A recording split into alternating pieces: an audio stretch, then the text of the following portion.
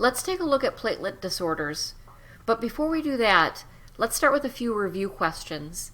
Do you remember what type of white blood cell secretes a substance that prevents blood clotting from occurring inside of an unbroken vessel? You might recall the basophil, the least numerous of the leukocytes, secretes both histamine and heparin. Heparin is a substance that prevents intravascular blood clotting. Here's another question for you. Do you remember what endothelium is?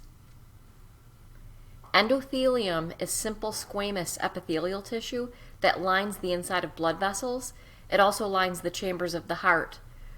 Platelets don't stick to endothelium.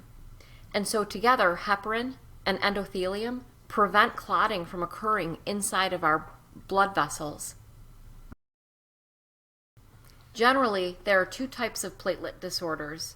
One is a clotting disorder where an unwanted clot forms in an unbroken vessel, and the other type is a bleeding disorder where a clot doesn't form.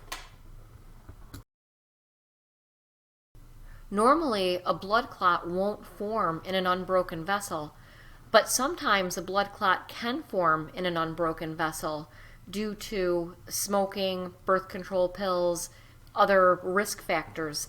That's what's called a thrombus.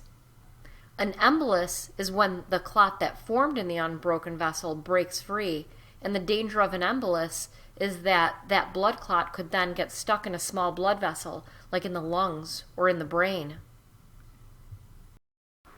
At the other end of the spectrum are bleeding disorders, when unwanted bleeding occurs in the body. This is petechiae. You can see the blood loss underneath the skin. Hemophilia is a bleeding disorder where clotting factors are either absent or non-functional. In hemophilia, what happens is because a clot doesn't form, unwanted bleeding occurs. Let's finish up by taking a look at the notes. I'm on page 6. Platelet disorders fall into two categories. There's either undesirable clotting, which should be prevented by heparin and endothelium. But if a clot forms in an unbroken vessel, that's called a thrombus. And if that thrombus breaks free, that's known as an embolus. There are also bleeding disorders. Thrombocytopenia is what a low platelet count is called. And hemophilia is a genetic disorder where a clotting factor is absent or non-functional.